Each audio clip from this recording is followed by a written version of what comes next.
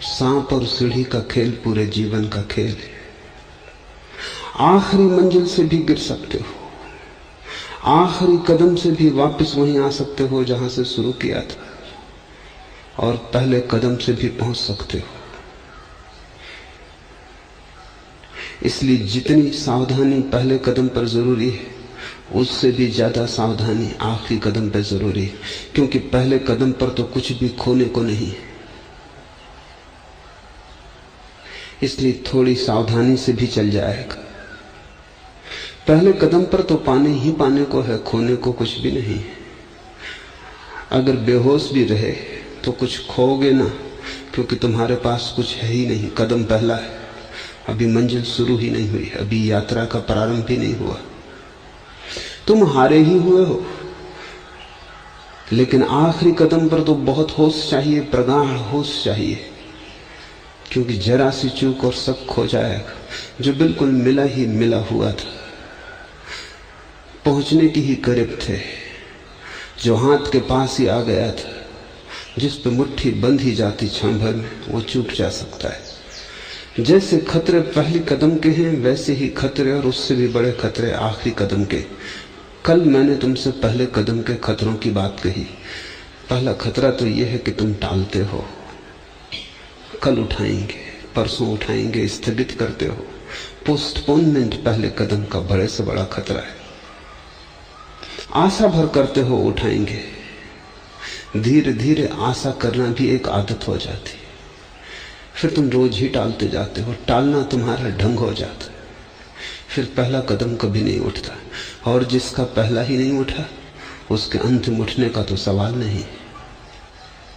दूसरा खतरा है पहले कदम का कि जब तुम उठाते भी हो कदम, तब तुम संघर्ष में उतर जाते हो। तुम यात्रा में बहते नहीं, तैरने लगते हो।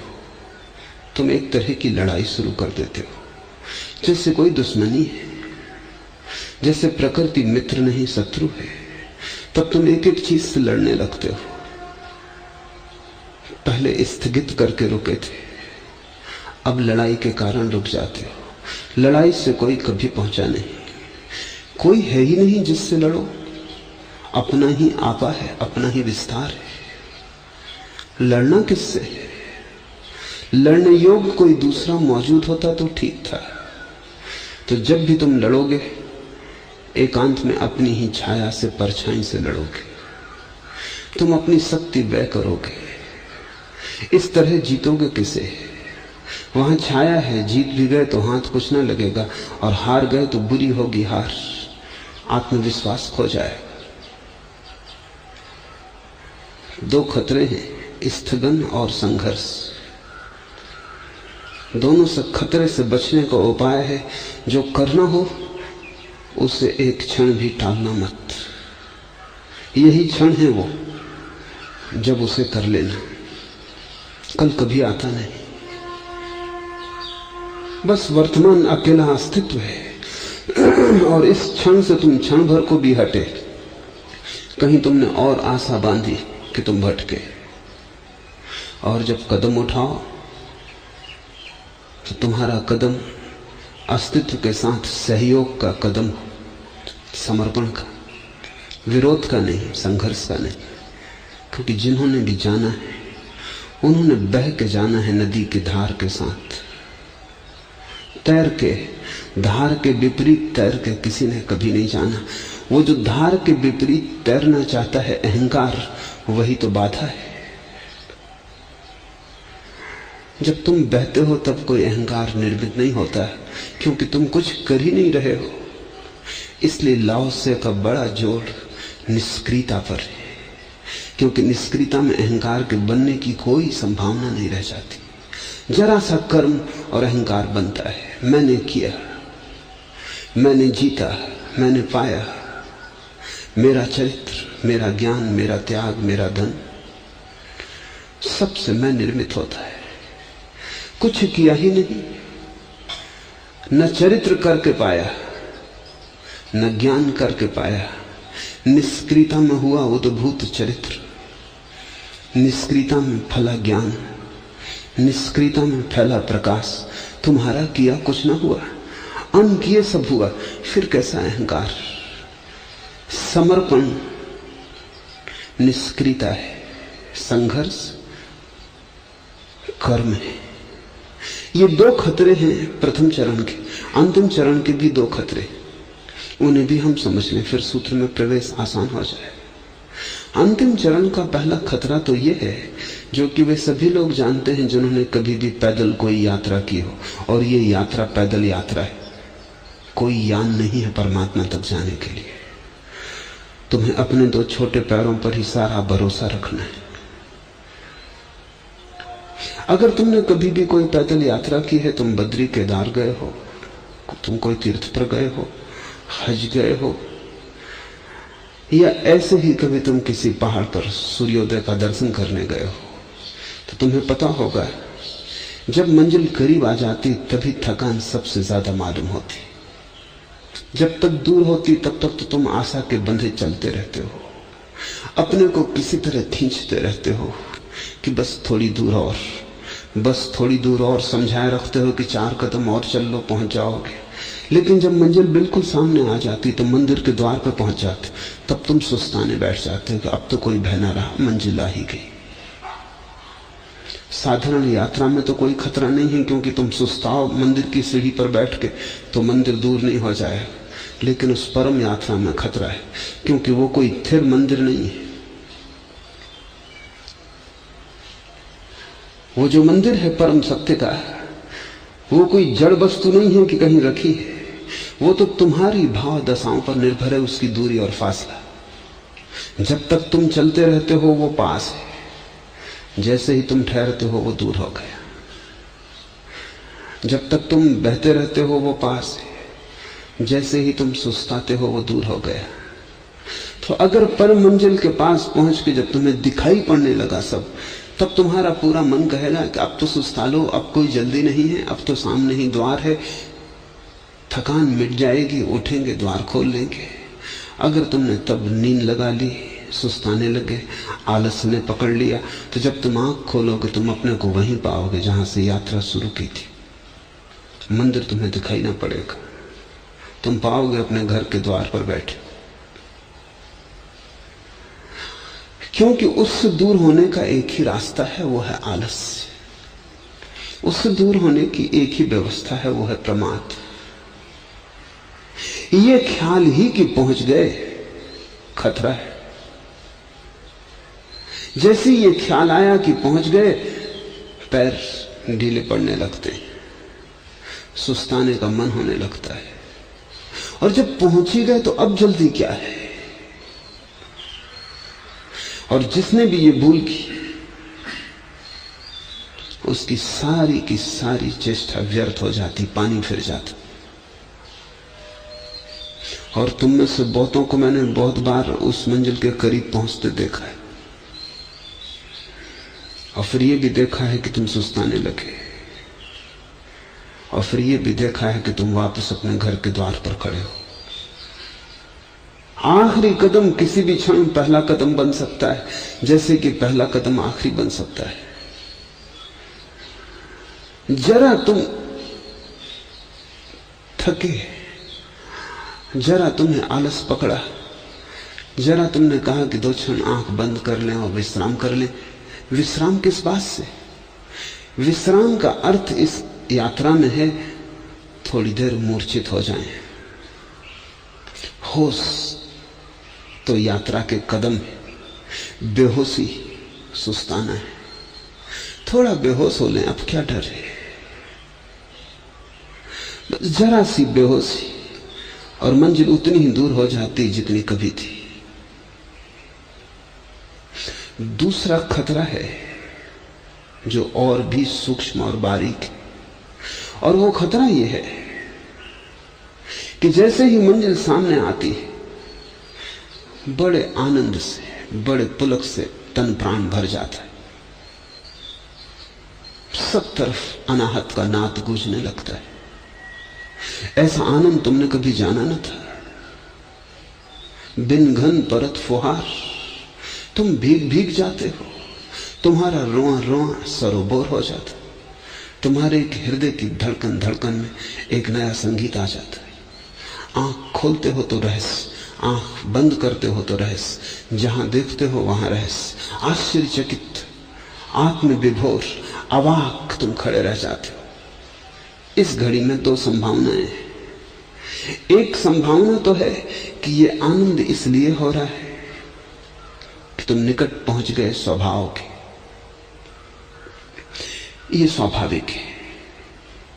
और अगर ये आनंद स्वभाव के निकट पहुंचने से फलित हो रहा है, तो ये जो उत्सव का वाद्य बजने लगा तुम्हारे भीतर, और ये जो फूल खिलने लगे, और ये जो हजार हजार राग रागनियां प्रकट हो गई, और ये जो धीमा शीतल प्रकाश तुम्हारे चारों तरफ बरसने लगा, और ये जो करोड़ करोड़ दिए जल गए, ये सब शुभ है। और इनके जलने से तुम और करीब आओगे। ये द्वार पर तुम्हारा स्वागत है।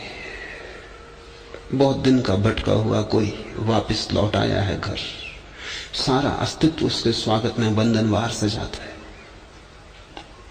अगर ये उत्सव स्वभाव के निकट आने का है, तो तुम्हारी जो आखिरी अस्मिता बची रह गई होगी, वो भी यहां आके पिघल जाएगी। इस उत्सव की उष्मा में, इस उत्सव की गर्मी में तुम्हारी आखिरी लकीर,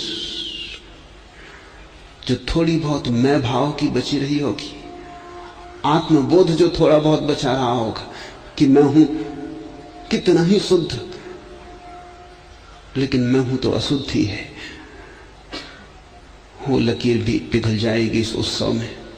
इस उत्सव में तुम हिस्से हो जाओगे, तरंग खो जाएगी, सागर बचेगा। ये तो ठीक है, लेकिन खतरा भी यही है।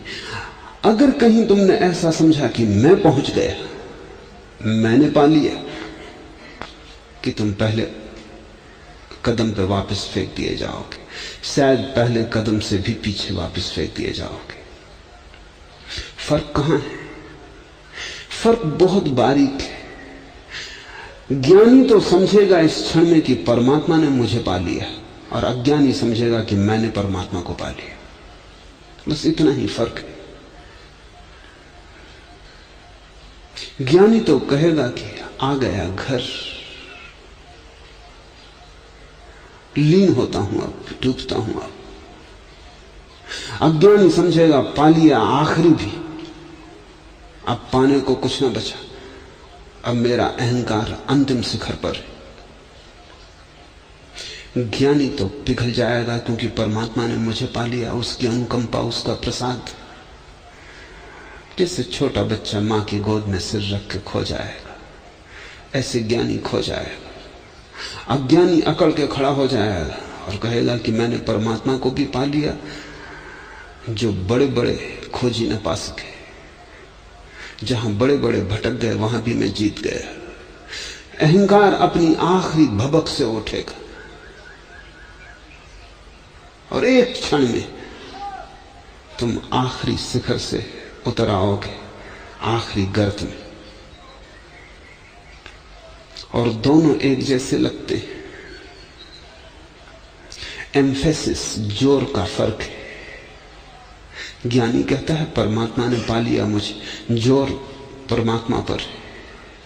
अज्ञानी कहता है मैंने पा लिया परमात्मा को, जोर मैं पर है। ज्ञानी इस महोत्सव में लीन हो जाता है, अज्ञानी इस महोत्सव को भी मुट्ठी में बांधने की कोशिश करता है। ज्ञानी अपने को छोड़ देता है, अज्ञानी इस विराट को पकड़ने की कोशिश करता है। एक क्षण में सब व्यर्थ हो जाता है, जन्म जन्मों की चेष्टा पर पानी फिर जाता है। ये दो खतरे हैं अंत के। प्रथम कदम से लेकर अंतिम कदम तक होश को संभाले रखना है, और जैसे जैसे करीब पहुंचते हो वैसे वैसे खोने की संभावना बढ़ती, क्योंकि जिसके पास है वही खो सकता है। अज्ञानी के पास है ही क्या, खोएगा भी क्या। लेकिन जैसे जैसे तुम परमात्मा के परम निधि के पास पहुंचते हो, कुछ तुम्हारे पास होना शुरू हो गया, खजाना बरस रहा है। अब और भी होश चाहिए, अब और भी होश चाहिए। आखिरी द्वार पर खड़े इसके पहले कि मंदिर तुम्हें अपने भीतर संभाले, कि मंदिर का द्वार खुले और तुम मंदिर के गर्भ में लीन हो जाओ। सबसे बड़ा खतरा वहीं आखिरी क्षण में, और सबसे ज्यादा होश की वहीं जरूरत है। तुम में से बहुतों को अनेक बार मैं अनुभव करता हूं कि जरा सी झलक मिलती और तुम वहीं से फेंक दिए जाते हो। तुम्हारी झलक ही तुम्हारा पतन होती। जैसी झलक मिलती वैसी अहंकार अकड़ जाता है, तुम्हारी चाल बदल जाती। तुम समझने लगते हो तुमने कुछ पा लिया, तुम कुछ हो गए, तुम विशिष्ट हो, अब तुम कोई साधारण नहीं। एक बूढ़े सन्यासी कुछ दिन पहले मेरे पास आए।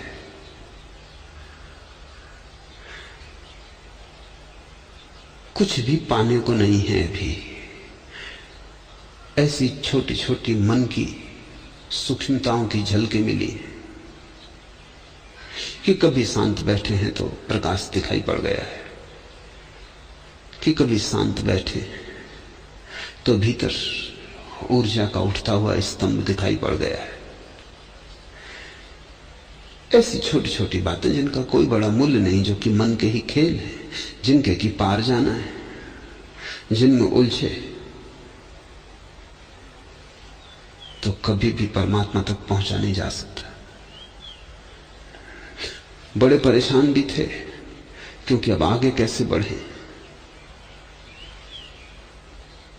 मैंने उनसे कहा कि साफ सी बात है, आगे कैसे बढ़े ये बड़ा सवाल नहीं है। जो आपको अभी तक हुआ है उसको आप पकड़े हैं तो आगे कैसे बढ़ेंगे। जैसे कोई आदमी रास्ते के किनारे लगे एक वृक्ष को पकड़ ले, फिर पूछे कि अब आगे कैसे बढ़े, इसमें क्या मामला है। इस वृक्ष को छोड़ो, इसको पकड़े हो तो आगे कैसे जाओगे। छोड़ के ही कोई आगे जाता है। एक सीढ़ी छोड़ो तो दूसरी सीढ़ी पे पैर पड़ता है, सीढ़ी पकड़ लो तो आगे पैर पड़ना बंद हो जाता है। अब वो अकड़े हुए, वो कहते हैं उनकी कुंडली जग गई। वो अकड़ बता रही है कि वो जो छोटे छोटे अनुभव हुए पकड़ लिए गए। कहते उन्हें नीली ज्योत दिखाई पड़ रही और मुझसे पूछने आए थे कि मैं अब कौन सी अवस्था में हूं। मैंने उनसे कहा कि ये पूछो ही मत, क्योंकि दो ही अवस्थाएं, ज्ञानी की और अज्ञानी की, तीसरी कोई अवस्था नहीं। और तीसरी अगर बनाई तो वो अज्ञानी का ही उपद्रव होगा। दो ही अवस्थाएं, या तो उसकी जो पहुंच गया या उसकी जो अभी नहीं पहुंचा है। और जो नहीं पहुंचा है उसने अगर कोई अवस्था बना ली मध्य की, तो उसी अवस्था को पकड़ लेगा। पकड़ने के कारण पहुंचना मुश्किल हो जाएगा। अवस्था बनाओ मत, अभी तो दो में से तय कर लो। तुम ही कहो कि इन दो में से तुम्हारी कौन सी अवस्था है। अज्ञानी के कहने में उनको बड़ी कठिनाई हुई। अगर वो कह सकते कि अज्ञानी की, आखिरी मंजिल का खतरा अलग हो जाता, यात्रा शुरू हो जाती। उन्होंने कहा कुछ कुछ ज्ञानी की। मैं पूरा ज्ञानी तो मैं नहीं हूं।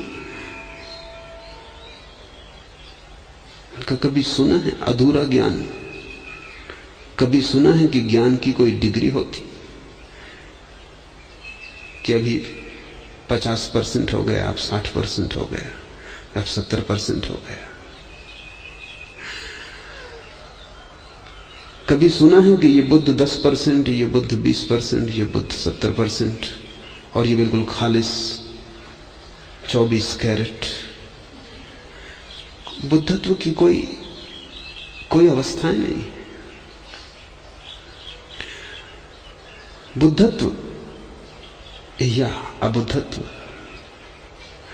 लेकिन मन अबुद्धत्व पे तो राजी नहीं होता, और मन ये भी जानता है कि बुद्धत्व का तो दावा कैसे करें, क्योंकि अगर बुद्धत्व का दावा करना है तो मेरे पास पूछने क्या आए, बात खत्म हो गई। दूसरे तुम्हारे पास पूछने आएंगे, तुम क्यों मेरे पास पूछने आए।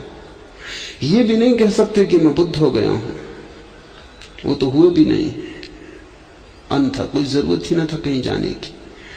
और ये कहने में मन सा कुछ आता है कि मैं अज्ञानी हूं। यही खतरा है। जब तक परम ज्ञान ना हो जाए तब तक तुम अज्ञान को ही अपनी अवस्था समझना, और इंच भर भी तरकीबें मत निकालना कि हाँ कई तरह के अज्ञानी हैं, कुछ मुझसे नीचे हैं। कोई अज्ञानी तुमसे नीचे नहीं है और तुम किसी अज्ञानी से ऊंचे नहीं हो। अज्ञानी यानी अज्ञानी।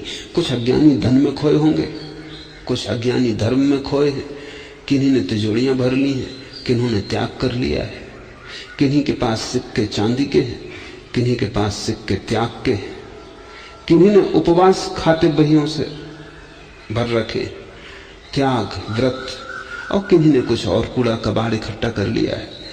कोई बाहर की रोशनी के लिए दीवाने हैं, किन्हीं ने भीतर की रोशनी को पकड़ रखा है, लेकिन सब अज्ञानी है। बाहर और भीतर से कोई फर्क नहीं पड़ता। ज्ञान की घड़ी के पहले तक, आखिरी क्षण तक तुम अपने को अज्ञानी ही समझना। अगर आखिरी क्षण को आने देना हो, जब तक कि तुम मंदिर में बुला ही ना लिए जाओ भीतर, तब तक तुम अज्ञानी ही बना रहना, तब तक तुम याचक ही रहना, तब तक भिक्षा पात्र को फेंक मत देना, तब तक तुम अपने को विनम्र ही रखना, तब तक जरा भी अहंकार को निर्मित मत होने देना। अगर इस अहंकार को तुम रास्ते पर निर्मित होने दिए तो आखिरी क्षण में यही अहंकार तुम्हें डुबाएगा। यही सांप है जो तुम्हें आखिरी क्षण से ले जाएगा और वापस पहुंचा देगा जहां उसकी पूंछ है। इसे तुम पहले ही क्षण से स्मरण रखना। धर्म को संपदा मत बनाना और अनुभवों को इकट्ठा मत करना। कहना कि सब राह के किनारे की बातें हैं, घटती हैं, सामान्य हैं, उन पर ज्यादा ध्यान मत देना, उनका विचार भी मत करना, उनके साथ अकड़ को मत जोड़ना। अगर तुम पहले से ही होशपूर्वक चले और अंतिम क्षण तक अपने को अज्ञानी ही जाना, तो तुम्हें आखिरी मंजिल के कदम से कोई भी वापस न भेज सकेगा। अब हम लाओ से कुछ सूत्र को समझने की कोशिश करें। जो कर्म करता है वह बिगाड़ देता है, और जो पकड़ता है उसकी पकड़ से चीज फिसल जाती। ये बड़ी गहन बातें हैं, और ऐसे ही अगर ऊपर ऊपर से सुनी तो तुम्हारे समझ में ना आएगी, तब ये पहेली जैसी लगेंगी।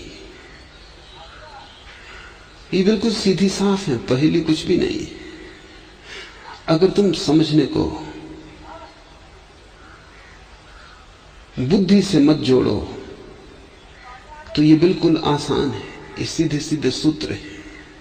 अगर बुद्धि से जोड़ो तो कठिनाई बढ़ जाती है। कोई भी चीज को बुद्धि से जोड़ो वो पहेली हो जाती। उसका कारण क्योंकि बुद्धि एक आयामी है, वो एक दिशा में देखती है। अगर वो दक्षिण में देखती है तो दक्षिण की तरफ देखती है। तुमने सुना होगा शिकारियों से कि जंगल में खतरनाक जानवर होता है गैंडा। वो अगर किसी पे हमला करे तो उससे डरने की कोई जरूरत नहीं, जरा सा जिस तरफ वो आ रहा है उससे हट के खड़े हो जाना जरूरी, क्योंकि वो एक आयामी है, वो सीधे ही चला जाता है। अगर तुम उसके रास्ते पे ना पड़े तो वो देख ही नहीं सकता, उसकी गर्दन नहीं मुड़ती, उसकी गर्दन बड़ी मोटी। बुद्धि की गर्दन भी गैंडे जैसी है, एक आयामी है। तुम्हें जरा ही बच के खड़े तुम हो गए तो गैंडा देख ही नहीं सकता। उसके लिए बस एक ही दिशा है, जिस तरफ वो जा रहा है उसकी दिशा पे जो पड़ जाए बस वही है, बाकी जो उसकी दिशा पे ना पड़े वो नहीं है। बुद्धि एक आयामी है, वो एक तरफ जाती है। जैसे बुद्धि कहती है अगर किसी चीज को पकड़ना है तो जोर से पकड़ो, नहीं तो छूट जाएगी। बात साफ है कि अगर किसी चीज को पकड़ना है तो जोर से पकड़ो, नहीं तो छूट जाएगी। ये एक आयाम हुआ। इसमें एक विपरीत आयाम भी है, वो बुद्धि को पता नहीं कि अगर बहुत जोर से पकड़ोगे तो हाथ थक जाएगा। जितने जोर से पकड़ोगे उतने जल्दी थक जाएगा, और जब हाथ थक जाएगा तब छोड़े बिना कोई रास्ता न रह जाएगा, तब तुम्हें छोड़ना ही पड़ेगा। तो लाओस से बुद्धि से बिल्कुल भिन्न आयाम की बात कर रहा है। वो कह रहा है अगर बहुत जोर से पकड़ा तो छोड़ना पड़ेगा, क्योंकि पकड़ की एक सीमा है। तुम कभी गौर करो, मुट्ठी बांधो जोर से और बांधते चले जाओ, बांधते चले जाओ, जितनी तुम में ताकत हो पूरी लगा दो। तब तुम एक अनूठा अनुभव करोगे। जब सब ताकत चुक जाएगी, तुम पाओगे तुम्हारे बिना कुछ किए मुट्ठी खुल रही। तुम खोल नहीं रहे, क्योंकि अब तो खोलने की भी ताकत नहीं है, वो भी तुमने बांधने में लगा दी थी। कभी करके प्रयोग देखो कि बांधते जाओ मुट्ठी को, बांधते जाओ, सारी ताकत लगा दो मुट्ठी पर, और जरा भी खुलने का उपाय मत दो। थोड़े ही क्षणों में तुम थक जाओगे और तुम पाओगे शिथिल होती जा रही मुट्ठी, उंगलियां अपने आप खुल गई, अब तुम्हारा कोई बस नहीं। लाओस से कहता है, जो पकड़ता है उसकी पकड़ से चीज फिसल जाती। यही तुम्हारी जिंदगी में 24 घंटे हो रहा है, लेकिन वो बुद्धि का गेंडा तुम्हें सुनने नहीं देता, क्योंकि उसके मार्ग पे ये चीजें पड़ती नहीं। उसका तर्क सीधा साफ है कि जो पकड़ना है जोर से पकड़ो, नहीं छूट जाएगा। अगर कोई चीज छूट जाती तो बुद्धि कहती, देखो पहले कहा था, जोर से पकड़ो नहीं तो छूट जाएगी। अगर कोई चीज बिगड़ जाती तो बुद्धि कहती, पहले कहा था, ठीक से करते कभी न बिगड़ती। और लाओस से कहता है कि तुम्हें ख्याल ही नहीं है कि चीजें अपने आप हो रही हैं, तुम्हारे करने से क्या हो रहा है। तुम करने से बिगाड़ ही सकते हो, और तुमने अगर ज्यादा करने की कोशिश की तो ज्यादा बिगाड़ दोगे। इसलिए कर्मठ लोगों से ज्यादा उपद्रवी लोग कहीं भी नहीं होते।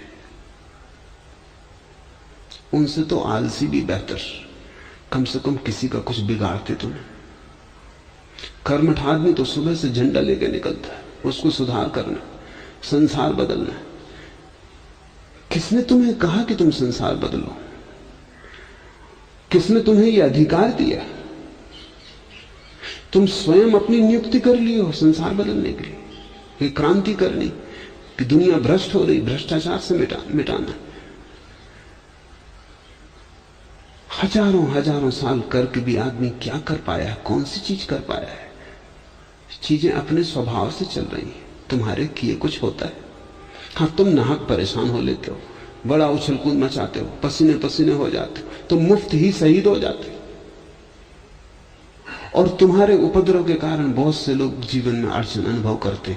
वो अपने सीधे मार्ग से जा रहे थे,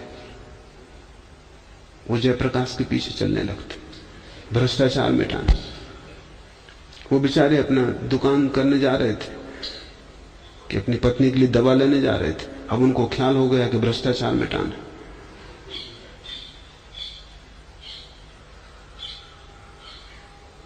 अगर दुनिया से क्रांतिकारी विदा हो जाए, दुनिया में बड़ी शांति हो जाए।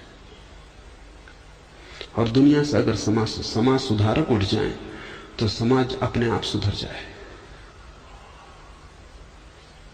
मगर बुद्धि कहेगी, ये कैसे हो सकता है? इतना सुधार करके सुधार नहीं हो रहा है और आप उल्टी बात समझा रहे हो। जब इतना सुधार करके सुधार नहीं हो रहा तो बिना किए कैसे होगा? तुम्हारी हालत वैसी है जैसे छोटा बच्चा एक पौधा लगा देता है, बार बार निकाल के देखता है बीज को कि अभी तक अंकुर आया कि नहीं, फिर घड़ी भर बाद पहुंच जाता है। अगर किसी तरह अंकुर निकल भी आया, जो कि पहले तो मुश्किल ही है, क्योंकि जब बार बार तुम बीज निकाल के देखोगे अंकुर निकलेगा कैसे? कुछ तो मौका दो उसको अपने आप होने का, वो तुम मौके नहीं दे रहे। और बच्चा तो जल्दबाजी में होता है, सभी जल्दबाजी में जो है बच्चे बचकाने। अगर किसी तरह अंकुर निकल आया, बच्चा भूल चूक गया, कहीं छुट्टी पे चला गया, कुछ हो गया, और किसी तरह अंकुर निकल आया बच्चे के बावजूद, बच्चा रहता तब तो निकलना मुश्किल ही था, तो अब बच्चा जल्दी में उसको खींच के बड़ा करना चाहता है कि जल्दी से खींच के बड़ा कर दे। जैसे कोई पौधे में स्प्रिंग लगा हो कि तुम उसे खींच लो वो बड़ा हो जाए, या जैसे कि पौधा कोई इलास्टिक का धागा हो कि तुम खींच लो वो बड़ा हो जाए। बच्चा खींचतान में उसको तोड़ डालेगा, रोएगा, चिल्लाएगा कि मैं कुछ बुरा तो कर नहीं रहा था, इसको सिर्फ बड़ा करने की कोशिश कर रहा था कि जल्दी हो जाए, फूल लग जाए। पौधा अपने से बढ़ता है, नदियां अपने से बहती, तुम्हें कोई धक्का देने की जरूरत थोड़ी। बच्चे अपने से बड़े होते हैं, तुम्हें बड़े करने की जरूरत थोड़ी है। जीवन अपने से चलता है, तुम नहीं थे तब भी चल रहा था, तुम नहीं रहोगे तब भी चलता रहेगा। क्रांतिकारी मुफ्ती बीच में शोरगुल मचा के ये एहसास कर लेता अपने भीतर कि मेरे बिना सारी दुनिया नरक में चली जाएगी। कोई कहीं नहीं जा रहा है, क्रांतिकारी आते हैं और चले जाते हैं, संसार अपने ढंग से चलता रहता है। बुराई को कोई कभी मिटा नहीं पाया, क्योंकि बुराई भलाई का आनुषांगिक अंग है। रावण को कोई कभी मिटा नहीं पाया, क्योंकि रामलीला ही मिट जाए, रावण के साथ चलती है। ज्ञानी देखता है इस सत्य को कि चीजें अपने से होती हैं। कबीर ने कहा, अन्न किए सब होए। तुम करने की व्यर्थ झंझावात में मत पड़ जाना। और जो सत्य है बाहर के संबंध में, वही सत्य भीतर के संबंध में भी। लोग मेरे पास आते हैं, वो कहते हैं काम वासना को कैसे विजय करें, क्या करें, ब्रह्मचर्य को कैसे लाएं। मैं उनसे पूछता हूं, काम वासना को तुम लाए थे? हम तो नहीं लाए। जिसको तुम नहीं लाए उसको तुम मिटा कैसे सकोगे? जिसने आते वक्त तुम्हारी आज्ञा नहीं मांगी, जिसका प्रारंभ तुम्हारे हाथ में नहीं है, उसका अंत तुम्हारे हाथ में कैसे हो सकेगा? कहां से काम वासना आई है? वो कहते हैं हमें कुछ पता नहीं। किसने तुम्हें दी है? वो कहते हैं आप भी कैसी बातें पूछते है, प्रकृति से आई। प्रकृति ही वापस लेगी। जहां से चीजें आती हैं वही वापस जाती। जिसके किए आती हैं उसके किए वापस लौट जाती। तुम क्यों बीच में व्यर्थ ही अपने को खड़ा कर लेते हो? क्रोध मिटाना है, लोग पूछते तुम लाए थे, कब खरीद लाए? खरीदा होता वापस भी कर देते, बनाया होता मिटा देते, तुम्हारे हाथ से हुआ होता, तुम्हारे हाथ से अन हुआ हो जाता। तुम सीधी सी बात क्यों नहीं देखते? तुम क्यों व्यर्थ ही दाल भात में मूसर चंद? चीजें सीधी चल रही, तुम उसमें बीच में क्यों आते हो? क्रोध है, किसी के हटाए कभी नहीं हटा। और जब मैं तुमसे कहता हूं तो तुम निराश मत हो जाना। कोई कभी क्रोध को नहीं हटा पाया, कोई कभी काम वासना को नहीं हटा पाया। लेकिन जिस दिन तुम ये स्वीकार कर लेते हो और मूसर चंद होना बंद कर देते हो, अचानक तुम पाते हो कि बहुत सी चीजें हटनी शुरू हो गई। प्रकृति सब अपने से ही करती रहती है। जिस दिन तुम इतने शांत हो जाते हो और ये समझ लेते हो कि मेरा होना, मेरा करना किसी भी मूल्य का नहीं, उसी दिन तुम्हारा अहंकार मिट जाता। उसी दिन तुम कहां रहे? जिस दिन तुमने इस सत्य को समझ लिया कि सब हो रहा है, मेरा कुछ करने का सवाल ही नहीं, मैं खुद भी अपने को नहीं बनाया हूं। अचानक तुमने पाया है कि तुम हो, जन्म हुआ। अचानक एक दिन पाओगे कि विदा हो गए। अचानक दिन पाओगे कि सब ठाठ पड़ा रह जाएगा। जब बांध चलेगा बन जाएगा। न तो आते वक्त तुमसे कोई पूछता, न जाते वक्त तुमसे कोई पूछता। तो तुम इतनी छोटी सी बात क्यों नहीं समझ लेते हो कि कर्तापन मेरे हाथ में नहीं है? और यही परम धर्म है, जिसको समझ में आ गया कि कर्तापन मेरे हाथ में नहीं है। इसी परम धर्म को लाने के लिए कई प्रयोग किए गए हैं। भाग्य का सिद्धांत सिर्फ एक प्रयोग है इसी को लाने के लिए कि सब भाग्य से हो रहा है। कृष्ण ने अर्जुन से यही गीता में कहा कि तू सब कर्म परमात्मा पे छोड़ दे, वो जो करवाए तू कर, तू अपने को बीच में मत ला। कृष्ण की पूरी शिक्षा यही है कि तू मूसर चंद मत बन। उसने मार रखा है इन लोगों को पहले से ही, जो आज इस युद्ध में आके खड़े हुए। इनकी मरने की घड़ी आ गई। उसका खेल तू बीच में मत आ। तू ज्यादा से ज्यादा निमित्त है। वो तेरे कंधे पर रख के धनुष को चला रहा है, उसको चलाने दे। कंधा भी तेरा कहां है? वो भी उसी का बनाया हुआ है। और तू भी तेरा कहां है? वो भी उसी का है। इस तरफ जो खड़े हैं युद्ध के मैदान में वे भी उसी के हैं, उस तरफ जो खड़े हैं वे भी उसी के हैं। कथा भी उसी की लिखी है, खेल भी उसी का है, मंच भी उसी का है, नाटक के पात्र सब उसी के हैं। और उसने ही इस तरफ एक तरह की शक्लें बना रखी हैं और उस तरफ दूसरी तरह की शक्लें बना रखी हैं। तू बीच में मत आ। सारे जगत के धर्म का सार यह है कि तुम्हें एक बात समझ में आ जाए कि तुम्हारे किए कुछ नहीं होता, और फिर सब होना शुरू हो जाता है। और फिर जो कुछ भी होता है वही तृप्ति देता है, क्योंकि जब मेरे करने का कोई सवाल नहीं तो कैसा विषाद, कैसी हार, कैसी सफलता, कैसी असफलता। जब वही कर रहा है तो वही हारे, वही सफल हो, वही असफल हो, वो जाने, हिसाब किताब वो रखे। अगर सभी धागे उसी के हैं और हम उसके धागों में लटकी कठपुतलियों की भांति हैं तो फिर क्या प्रयोजन है? भूल चूक उसकी, प्रशंसा निंदा उसकी, हम अपने को बिल्कुल अलग ही कर लेते। और जैसे जैसे ये समझ गहन होती है वैसे वैसे अहंकार छोटा होता जाता है। जिस दिन ये बात पूरी दिखाई पड़ जाती है कि अपना कुछ भी नहीं, हम भी अपने नहीं, उसी दिन अहंकार विसर्जित हो जाता है। और बिना अहंकार के ना काम हो सकता है, ना क्रोध हो सकता है। बिना अहंकार के ना लोभ हो सकता है, ना मोह हो सकता है। बिना अहंकार के ना गृहस्थी है, ना साधुता है।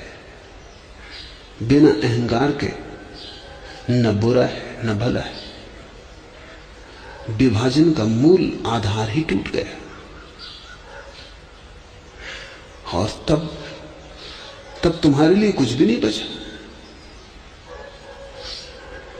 तब तुम साक्षी ही रह गए। और ये साक्षी होना ही परम मंजिल है। कर्ता होना भ्रांति है, साक्षी होना ज्ञान है। बाहर या भीतर, समाज में या व्यक्ति में, दूसरे में या अपने में, तुम ज्यादा से ज्यादा साक्षी हो। तुम्हारी पत्नी क्रोध करती, क्या कर सकते हो? कुछ मत करो, किया कि उपद्रव बढ़ेगा, करने से और आग में घी पड़ेगा। तुम कुछ मत करो। तुम कर ही क्या सकते हो?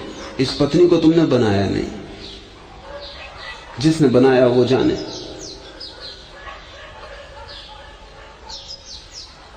ये पत्नी तुम्हारे हाथ में कोई वस्तु तो नहीं है कि तुम उससे रंग रोगन दे दो, बदल दो।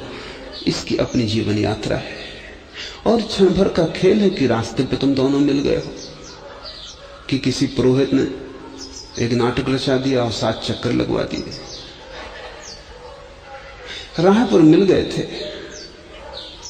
राह पर थोड़ी देर साथ हो, अलग हो जाओगे। दोस्ती क्षण भर की है, साथ चलना क्षण भर का है। उसकी अपनी यात्रा है, तुम्हारी अपनी यात्रा है। अगर वो क्रोधित होती तो वो जाने, तुम क्या कर सकते हो? तुम सिर्फ साक्षी हो सकते हो। तुम चेष्टा मत करना उसको सुधारने की, क्योंकि मैं देखता हूं हजारों गृहस्थियां इसलिए बर्बाद हो गई हैं, हो रही कि या तो पत्नी पति को सुधार रही या पति पत्नी को सुधार रहा। और इस सुधारने के धंधे में पत्नियां बहुत ही कुशल हैं, पतियों को सुधारने में लगी। तुम न तो दूसरे को सुधारने की चेष्टा करना, क्योंकि कौन किसको सुधार पाया है। बाप भी बेटे को नहीं सुधार सकता, छोटा सा बेटा, अभी कोई भी ताकत नहीं, लेकिन उसको भी कोई सुधार नहीं सकता। सुधारा कि तुम बिगाड़ोगे। तो लाओस से कहता है जो कर्म करता है वह बिगाड़ देता है। जिस बाप ने सोचा कि बेटे को सुधारना, उसने बिगाड़ा। अच्छे बाप अनिवार्य रूप से बुरे बेटे के जन्मदाता हो जाते। जिस पत्नी ने सोचा कि सुधारना है, कि संबंध नष्ट हुआ, कलह शुरू हुई। जिस समाज ने सोचा कि सुधारना है, ये करना है, वो करना है, जिस समाज में भी सुधारक और क्रांतिकारी पैदा हो गए, वही समाज बर्बाद हो गया। दुनिया अपने से चलती है, ये नदी अपने से बहती है। तुम किनारे बैठ रहो, तुम जितना मौज ले सको ले लो। और अगर कर्ता का भाव चला जाए तो पत्नी जब क्रुद्ध होगी तब भी नाटक देखने में तुम मजा ले सकते हो, क्योंकि जब अपने हाथ में ही कुछ नहीं तो ये भाव भंगिमा भी प्यारी है। परमात्मा करवा रहा है, देखो कि भली चंगी स्त्री बुद्धिमान बर्तन तोड़ रही है, ये खेल देखो कि गीता रामायण का अर्थ करके बता देती। ज्ञान में कमी नहीं है, विश्वविद्यालय की उपाधि लिए बैठी और कैसा कृत्य कर रही। जब ऐसा हो ऊपर देख कर उसको धन्यवाद देना कि खूब मदारी है तू भी, भले चंगे लोगों से क्या क्या करवा लेती। जब पति शराब पी के घर आ जाए, ऊधम करने लगे, तब पत्नी को कहना चाहिए कि ऐसा बुद्धिमान आदमी है जिसको कोई नहीं चला सकता, जिसको कोई धोखा नहीं दे सकता, वो खुद को अपने को धोखा देता है। ऊपर देख के परमात्मा को धन्यवाद देना कि खूब खेल दिखाया। जरूर तेरा कोई राज होगा, और हम क्या कर सकते। तूने ही पिलाई है, अन्यथा ये घटता ही क्यों। जैसे जैसे समझ बढ़ती है वैसे वैसे लगता है वही एक करता है, और तब सब अहंकार लीन हो जाते। और इस अहंकार लीनता का ही ये सारा उपाय है, अलग अलग दिशाओं से। ज्ञानी बस एक ही चेष्टा कर रहे हैं कि तुम्हारा अहंकार कैसे गल जाए, तुम कैसे मिट जाओ। तब फिर सब स्वीकार है, बाहर भी भीतर भी। ऐसा भी नहीं कि तुम बाहर ही स्वीकार करोगे। यही तो लाओसे की कीमिया बड़ी अद्भुत है। लाओसे कोई साधारण साधु नहीं है, लाओसे कोई साधारण चरित्रवान नैतिक पुरुष नहीं है, कोई पंडित पुरोहित नहीं है कि लोगों को चरित्र सिखा रहा है। लाओसे तो लोगों को जीवन की परम दिशा दे रहा है, जहां चरित्र दुष्चरित्र किसी चीज का कोई मूल्य नहीं। लाओसे कहता ना तो दूसरे के साथ छेड़खान करना, दूसरे को छोड़ दो, उस पर बीच में बाधा मत डालो। और यही लाओसे अपने लिए भी कहता है, अपने साथ भी बहुत छेड़खान मत करो।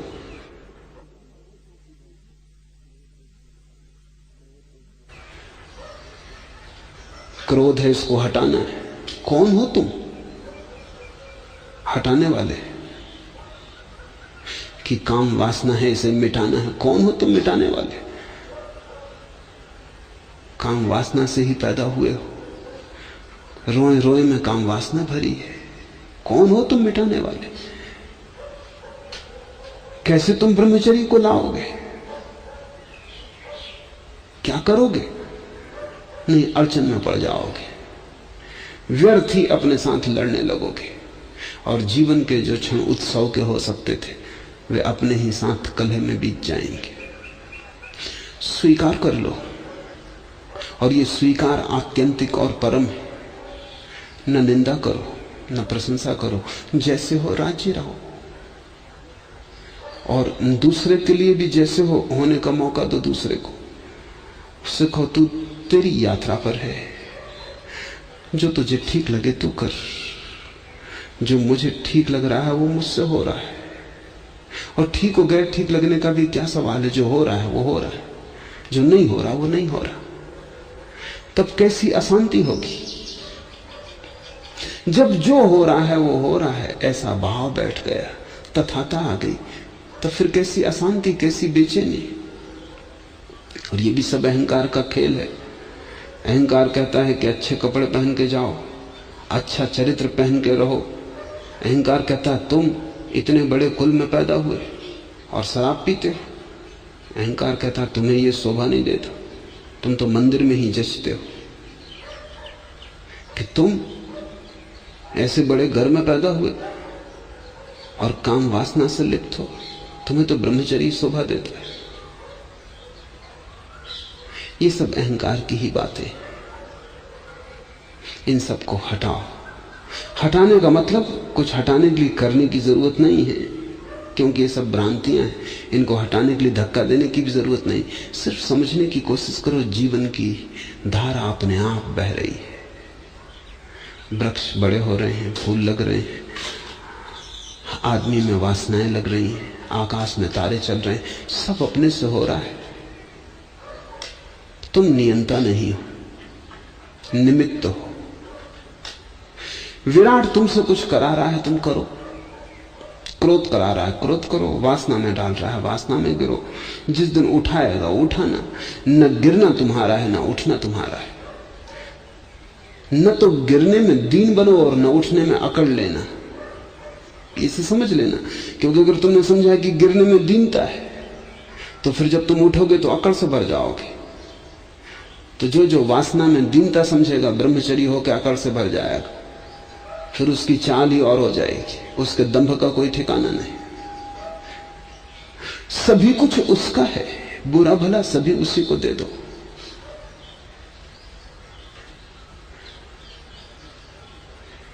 जो कर्म करता है वह बिगाड़ देता है।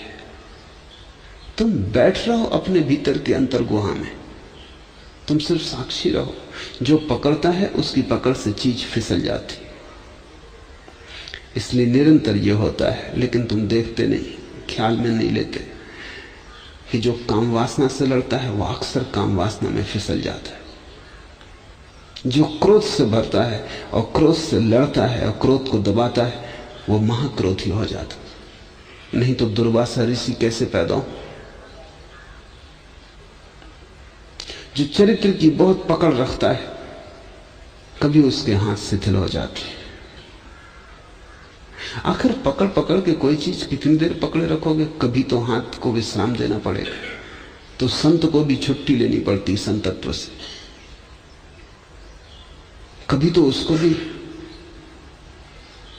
विश्राम करना पड़ेगा। कब तक लड़ते रहोगे? 24 घंटे तो कोई भी नहीं लड़ सकता। बड़े से बड़ा योद्धा भी थकेगा तो विश्राम में जाएगा। तो संत ब्रह्मचर्य से लड़ेगा 12 घंटे। 12 घंटे काम वासना में चित्त घूमता रहेगा। 12 घंटे भोजन न करेगा, उपवास करेगा तो 12 घंटे भोजन का चिंतन करेगा, सपने देखेगा। जो पकड़ता है उसकी पकड़ से चीज फिसल जाती है। लाओस से कहता, हम तुम्हें ऐसी कला सिखाते हैं कि तुम्हारी पकड़ से कोई चीज फिसल ही ना पाए। और वो कला यह है कि तुम पकड़ना ही मत, फिर कोई चीज फिसलेगी कैसी? तुम परिग्रह मत करना तो कोई तुमसे छीन कैसे सकेगा? किसी को तुम जबरदस्ती अपने पास रखने की कोशिश मत करना, नहीं तो जिसको तुम जबरदस्ती पास रखना चाहोगे वो दूर चला जाए। तुम पकड़ना ही मत अपने पास रखने के लिए, फिर तुमसे कोई दूर ना जा सकेगा।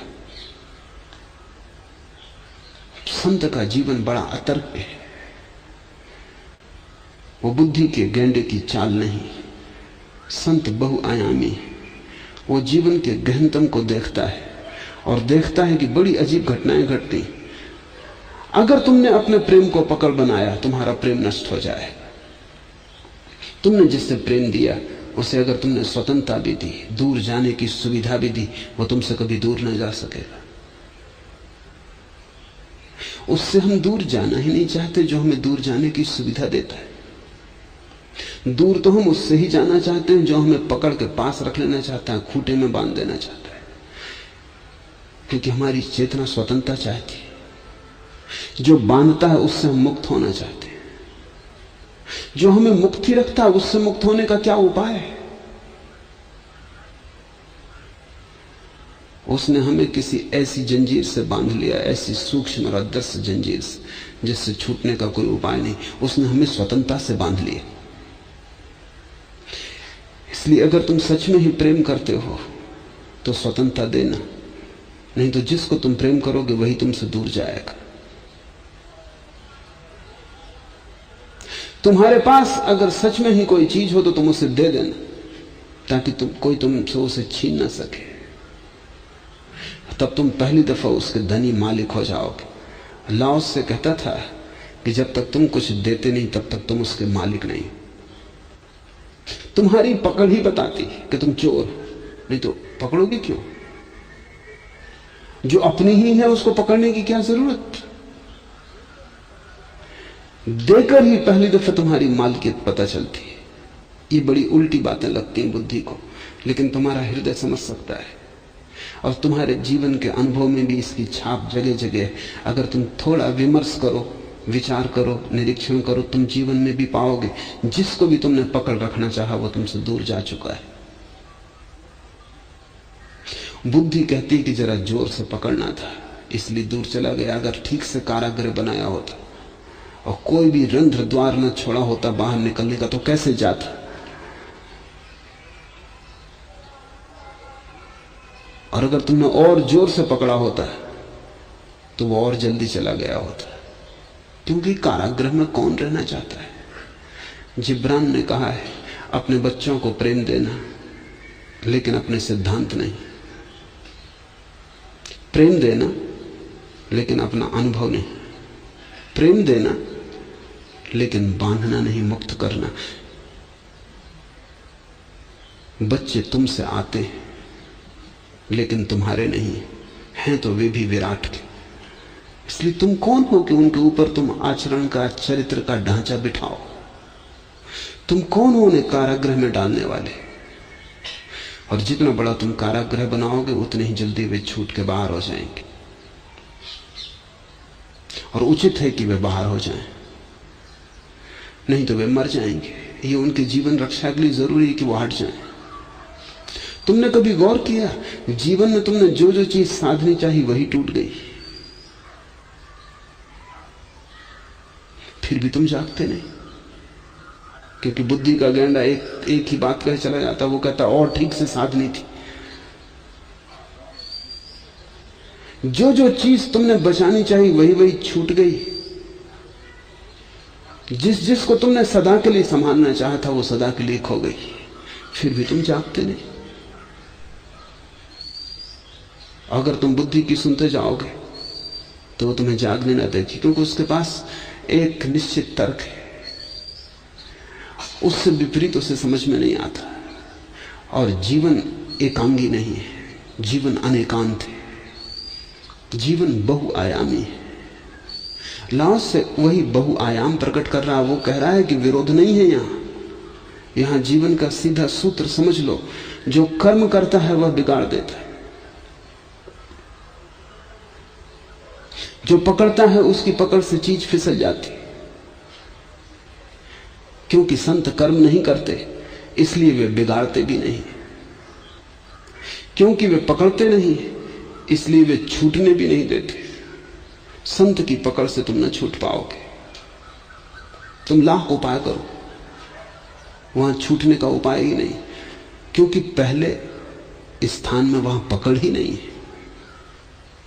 तुम भागोगे कहां? तुम जाओगे कहां? संत वही है जिसके विपरीत जाने का तुम्हारे पास उपाय ही ना हो, क्योंकि वो कोई सीमा ही नहीं बनाता। वो कहता ही नहीं कि इस सीमा के बाहर मत जाना।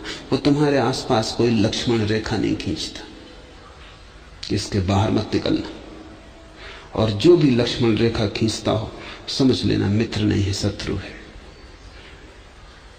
क्योंकि अंततः संत तुम्हें स्वतंत्र करना चाहेगा। तुम्हारी स्वतंत्रता ही परम लक्ष्य। तो तुम्हें इस तरह का प्रेम देगा जिसमें पकड़ना हो। तुम दूर जाना चाहोगे तो तुम्हें साथ देगा कि जाओ। तुम्हें पूरा सहयोग देगा दूर जाने में भी, और तब तुम उससे दूर न जा सकोगे। कैसे जाओगे दूर? कहां जाओगे? ऐसी कोई भी दूरी नहीं है जहां तुम उसे साथ न पाओगे, क्योंकि वो दूर जाने में तुम्हें साथ देगा। अगर मां और बाप इस राज को समझ लें कि बेटे को दूर जाने देने में साथ दें, तो सदा बेटा पास रहेगा, क्योंकि जहां भी रहेगा पास रहेगा।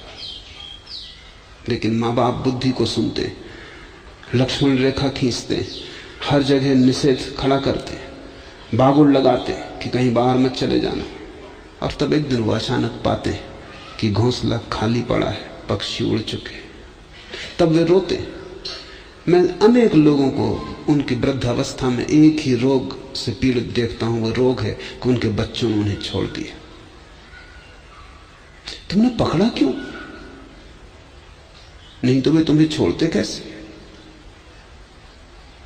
तुमने पकड़ा इसलिए ही छोड़ दिया। लेकिन बुद्धि कहती पकड़ में कमी रह गई और ठीक से पकड़ना था। पहले ही कहा था कि अच्छी तरह पकड़ो नहीं तो छूट जाएंगे। तब तुम पछताते हो और रोते हो। और ये बुद्धि का जाल जन्मों जन्मों से चल रहा है और इसके दुष्ट चक्र के तुम बाहर नहीं आ पाते। संत कर्म नहीं करते इसलिए वे बिगाड़ते भी नहीं। संत बिगाड़ ही नहीं सकता क्योंकि संत सुधारता नहीं। तुम्हारी सभी धारणाएं लाओसे के संत को समझने में बाधा बनेंगी, क्योंकि तुम सोचते हो संत वही है जो सुधारता है, संत वही है जो सारे संसार के उद्धार के लिए पैदा हुआ है। इससे ज्यादा झूठी कोई बात नहीं। संत किसी का उद्धार नहीं करना चाहता। उद्धार करने वाले ही तो उपद्रव खड़ा कर देते। संत तो तुम जो भी होना चाहते हो उसमें तुम्हें साथ देता है। ऐसा हुआ कोई 2 सप्ताह पहले एक वृद्ध सांझ को मुझे मिलने आए थे और एक युवक ने पूछा कि मैं शादी करना चाहता हूं, आप क्या कहते? मैंने कहा जरूर करो। और मैंने उसे कैसे वो लड़की चुने, क्या करे, सब बताया। वो वृद्ध तो बड़े बेचैन हो गए। उन्होंने कहा कि मेरी समझ के बाहर है। संत तो मनुष्यों को वासना से उठाने के लिए, और इस युवक को आप क्यों भटका रहे? इसको सचेत करें कि शादी करना ठीक नहीं। और जब वो पूछने आपसे आया है और निर्णय आप पे छोड़ रहा है तो आप उसे ऐसी बात क्यों कह रहे हैं? कि वो मुझसे पूछने ही इसलिए आया है क्योंकि अगर वो शादी न करना चाहता तो मुझसे पूछने का कोई सवाल ही ना था। वो पूछने ही इसलिए आया है।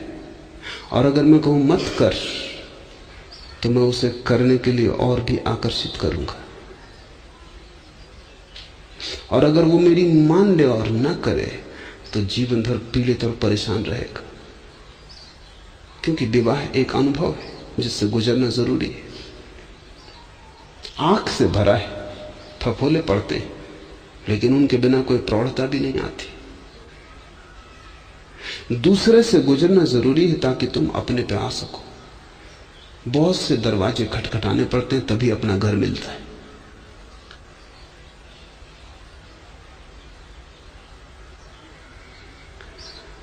और ये अभी बूढ़ा नहीं है, आप बूढ़े हैं। आप उस अनुभव से गुजर चुके हैं। आपको उसकी जलन याद है। आप दूध के जले हैं, आप छाछ भी फूंक फूंक के पी रहे हैं। इसको भी जलने दें। तो मेरा कुल काम इतना है कि मैं इसको वो सब कहूं जिससे इतना न जल जाए कि लौटने का उपाय न रहे। जले, अनुभव से गुजरे, लेकिन जीता हुआ वापस लौटा है, नष्ट ना हो जाए उस अनुभव में।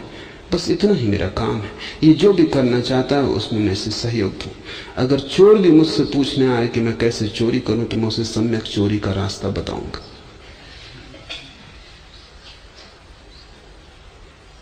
ऐसी चोरी का रास्ता कि वो करे भी और खो भी ना जाए, और एक दिन चोरी कर करके ही अचोर हो जाए। एक दिन चोरी के अनुभव से ही ऊपर उठे। कमल कीचड़ से ऊपर उठता है, अचोरी चोरी से ऊपर उठता है। ब्रह्मचर्य का फूल काम वासना की कीचड़ में ही खिलता है, और जो कीचड़ से ही वंचित हो गया उसमें फिर फूल कभी ना खिल सकेगा। और मैं कौन हूं इसको रोकने वाला? जो जहां जाना चाहता है मैं तो उसे दिया दे दूंगा, बेशर्त कि जहां भी जाए दिए की रोशनी पड़ती रहे। चोरी करने जाए तो दिया दे दूंगा कि चोरी पर रोशनी पड़े, रास्ता अंधेरा ना हो। काम वासना में जाए तो दिया दे दूंगा, रोशनी रहे रास्ते पर। क्योंकि असली सवाल यही है कि तुम जो भी करो अगर होश और रोशनी से करो तो तुम्हें कुछ भी बांध ना सकेगा। एक ना एक दिन रोशनी तुम्हें सब नरकों के बाहर ले आएगी। इसलिए सवाल यह नहीं है कि तुम क्या मत करो, सवाल यह है कि बस होश पूर्वक करो। संत सुधारते नहीं, इसलिए वो बिगाड़ते भी नहीं, और जो सुधारने की कोशिश में लगे हैं वो बिगाड़ने के मूल आधार है। और जितना ही तुम्हारे तथाकथित साधु जो संत नहीं है, जो खुद भी किसी दूसरे के द्वारा सुधारे गए यानी गहरे में बिगाड़े गए, जो खुद अपने अनुभव से तिरे नहीं हैं, फूल नहीं बने, जो उधार है, जो किसी सुधारक के चक्कर में पड़ गए और किसी ने जिन्हें सुधार कर रख दिया है, बस ऊपर ऊपर उनका सुधारापन है, भीतर भीतर सब कचरा इकट्ठा है। ये लोग दूसरों को सुधारने में लगे। एक बात ध्यान रखना, जिस बीमारी से तुम परेशान होते हो तुम उसे फैलाने में लगते हो, संक्रामक हो जाती। इन्होंने काम वासना को दबा लिया, इन्होंने ब्रह्मचर्य की कसम ले ली, ये पूंछ कटा बैठे। अब ये तुम्हारी पूंछ पे इनकी नजर है, और जब तक तुम्हारी ना काट दें तब तक इनको चैन नहीं है। क्योंकि तुम्हारी भी पूंछ कट जाए तो तुम भी इन्हीं के पूंछ कटे समाज के हिस्से हो जाते हो, फिर तुम भी दूसरों की काटने में लग जाओगे। तुमने उस लोमड़ी की कहानी पढ़ी ना जो पूंछ कटा बैठी थी? किसी गुरु के चक्कर में पड़ गई। गुरु तो सभी जगह हैं, मनुष्यों में भी हैं, लोमड़ियों में भी हैं। वो किसी और गुरु से कटा चुके थे, तो उसने कहा कि जब तक पूंछ न कटाओ तब तक ज्ञान उपलब्ध नहीं होता, और कष्ट से तो गुजरनी ही पड़ता है, तपस्या करनी ही पड़ती। बिना त्याग किए कहीं कुछ मिला है? और पूंछ को छोड़ो, पूंछ में है भी क्या?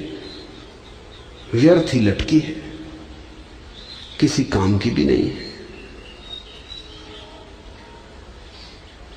और हम देखो इसी को कटा के ज्ञान को उपलब्ध हुए, हमारे गुरु भी इसी को कटा के ज्ञान को उपलब्ध हुए थे, और ऐसा सदा से चला है। बातों में पड़ गई लोमड़ी, पूंछ कटा बैठी। कटते ही उसे समझ में आया मिला तो कुछ नहीं, पूंछ पर कट गई। अब दो ही उपाय रहे, या तो वो साफ साफ कह दे और लोमड़ियों को कि मत कटाना, लेकिन तब अपने अहंकार को बचाने का कोई उपाय न रहा। लोग हंसेंगे, लोमड़ियां हंसेंगी और कहेंगी ये पूंछ कटा बैठी। गुरु से उसने कहा मिला तो कुछ नहीं। गुरु ने कहा हमको क्या कुछ मिला है।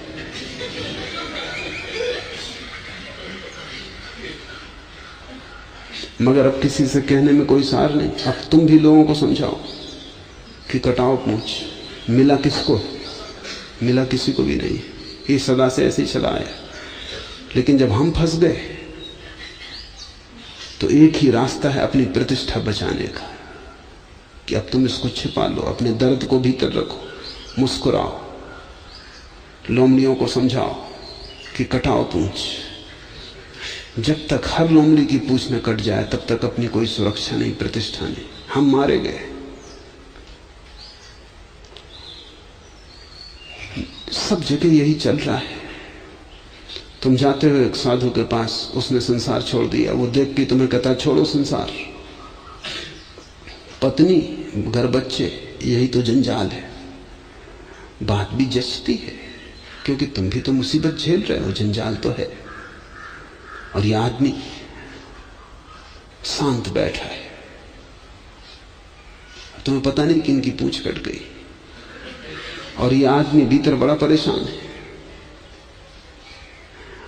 इसके मन में गृहस्थी के ही विचार उठते हैं।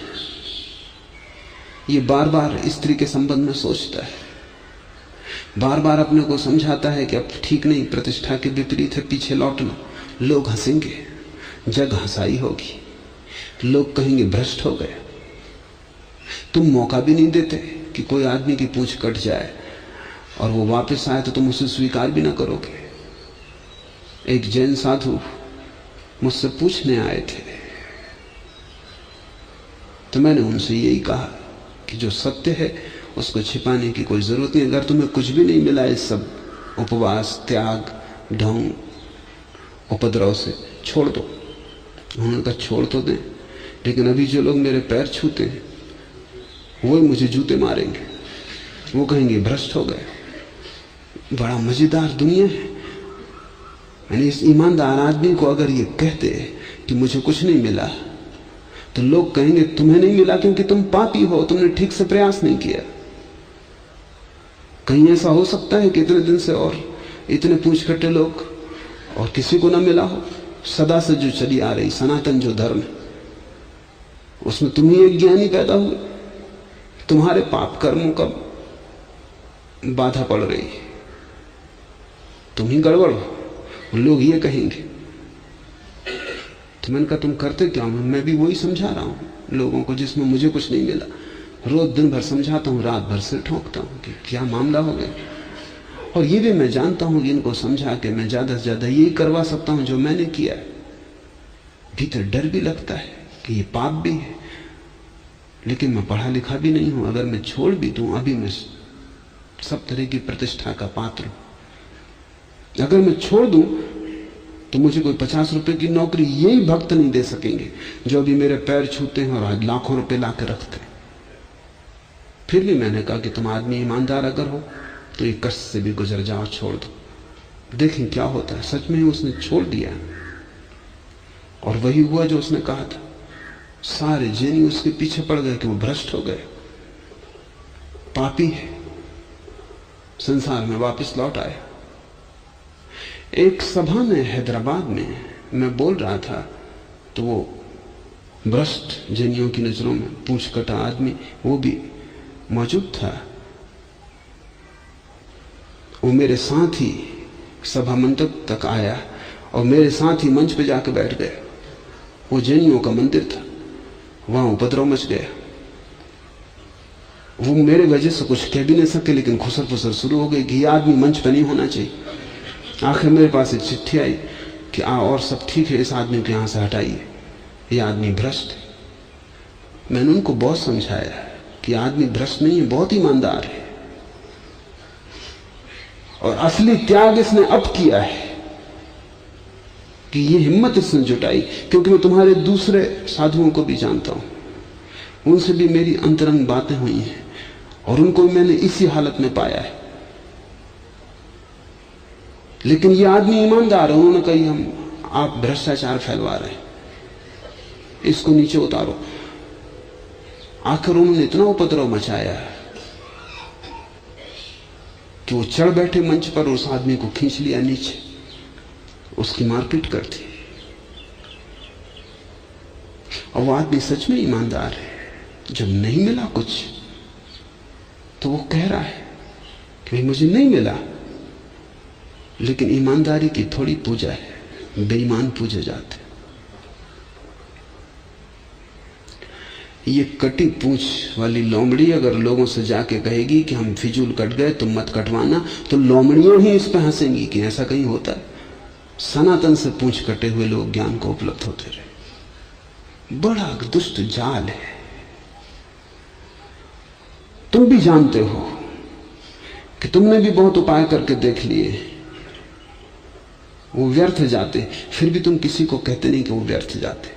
तुम भी अपने मन को समझा लेते हो कि चुप ही रहो, क्योंकि लोग यही कहेंगे उपाय तो कर हो ही नहीं सकते, तुम ही गलत होगे, अपने को ढांके हुए हो। लाओस से उसी को संत कहता है जो न तो किसी को सुधारने में उत्सुक है और इसलिए किसी को बिगाड़ने का कारण नहीं बनता।